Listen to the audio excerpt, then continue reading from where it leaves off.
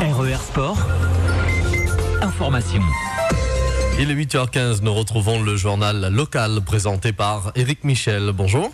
Bonjour à tous. Cédric Huet a réussi à convaincre les jurés de la cour d'assises qui n'avaient pas eu l'intention de tuer Thierry Fontaine.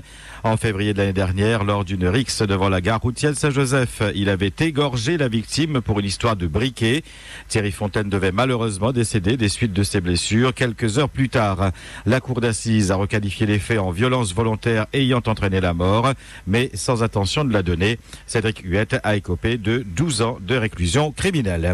Aujourd'hui, dans le box des accusés, Gilbert Grondin, en septembre 2011, il avait agressé avec une arme blanche son ex-concubine, Béatrice Niclin, parce qu'il refusait la séparation.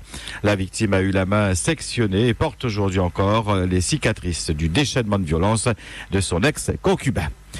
Antonio Rodriguez a été condamné hier par le tribunal correctionnel de Saint-Denis. Et samedi dernier, cet homme avait foncé avec sa voiture sur maître Lucas Kaliamou dans la rue Maréchal Leclerc à Saint-Denis. Une vengeance de l'accusé parce qu'en 2008, devant les assises, l'avocat l'avait fait condamner à 8 ans de prison pour le viol de sa petite amie. Jugé en comparution immédiate, Antonio Rodriguez a été condamné à 2 ans de prison, dont 1 an ferme. Toujours au tribunal correctionnel de Saint-Denis, Olivier et Boris comparaissaient hier pour avoir grièvement blessé un policier lors d'une pousse. Des faits qui s'étaient déroulés le 4 février 2012. Les deux hommes roulaient à près de 150 km/h sur la 4 voies au niveau de la Jamaïque à Saint-Denis. Lorsqu'un policier intercepte Boris, Olivier n'a pas le temps de freiner et percute le motard par l'arrière, malgré le gilet et le gyrophare. Gravement blessé, le policier garde toujours des séquelles de l'accident. Les deux hommes ont été condamnés respectivement à 1 an et 18 mois de prison ferme. Accident hier matin à Saint-Gilles-Léo au chemin Barrière. Un vététiste, Cédric Gracia, favori de la prochaine course méga-avalanche de ce week-end, a fait une vilaine chute. Prise en charge par les secours qui ont dû être héliportés sur place. Le blessé a été évacué sur l'hôpital de Saint-Paul dans un état grave. Collision entre une voiture et une moto à la rivière des Pluies hier après-midi. Blessé au visage et au genou, le motard a été transféré au CHU de Belle-Pierre. RER. Social, comme nous vous l'annoncions hier, la grève débutée lundi se poursuit à Innovest à Saint-Benoît. Les employés dénoncent le licenciement d'un collègue qu'ils jugent abusif. Les collectes d'ordures sont perturbées à Sainte-Rose, Brapanon, Saint-Benoît et à la plaine des Palmistes. Les salariés de la société industrielle de Bourbon appartenant au groupe américain Colgate-Palmolive sauront aujourd'hui de quoi l'avenir sera fait. La direction a en effet annoncé la semaine dernière la fermeture de son usine située au port dans le cadre d'une restructuration internationale. Elle estime que les coûts de fonctionnement sont beaucoup trop élevés dans l'île. 33 employés sont menacés de se retrouver au chômage.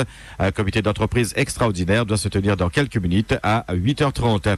Hier, des élus, Huguette Bello, Thierry Robert, les maires du port et de Saint-Pierre, ainsi que les représentants des salariés se sont retrouvés à la sous-préfecture de Saint-Paul pour une table ronde. Ils ont interpellé l'État sur cette situation.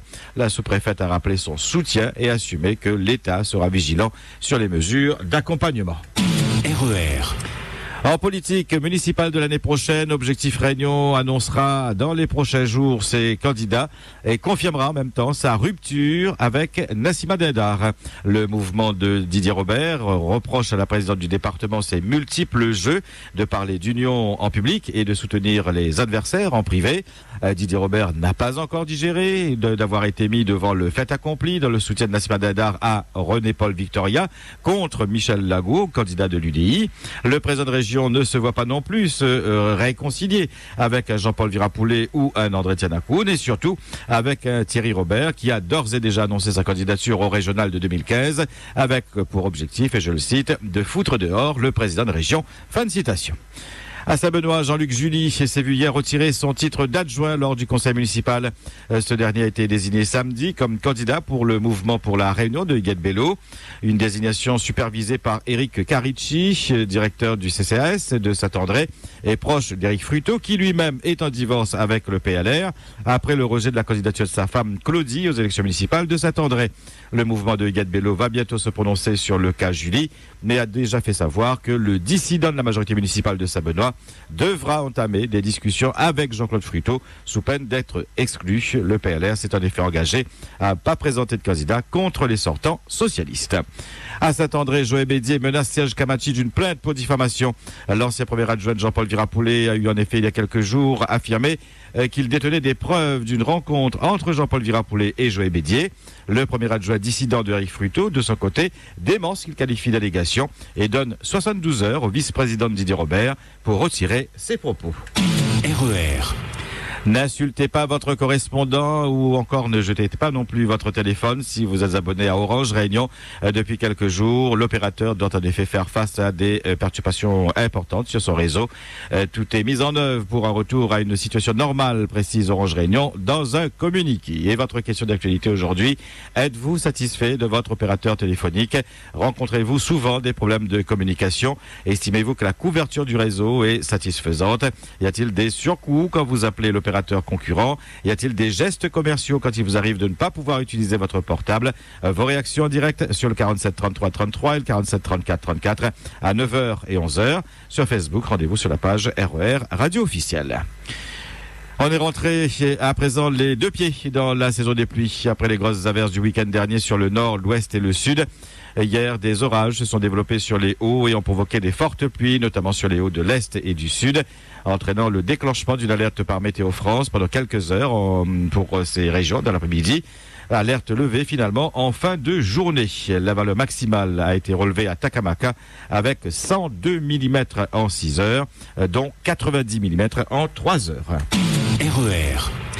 En handball, le recours de la JSB rejeté, le club a été débouté. La commission des réclamations et litiges de la fédération a confirmé que les Bénédictins doivent venir jouer en métropole contre Créteil, club de division 2, en Coupe de France.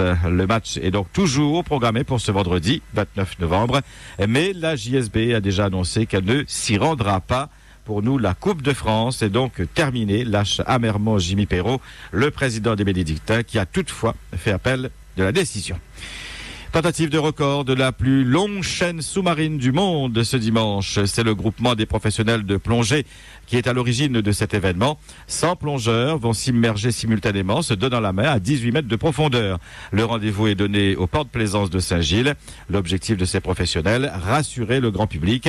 La plongée à La Réunion est une activité sécurisée et source d'intense plaisir, tant pour les personnes qui découvrent les fonds marins que pour les initiés qui connaissent la richesse et la biodiversité de notre île, explique le groupement qui précise que la plongée est la deuxième activité touristique de l'île. RER. 8h22 sur RER Sport, c'est la fin de cette édition. Merci de l'avoir suivi, passez une agréable journée. RER Sport.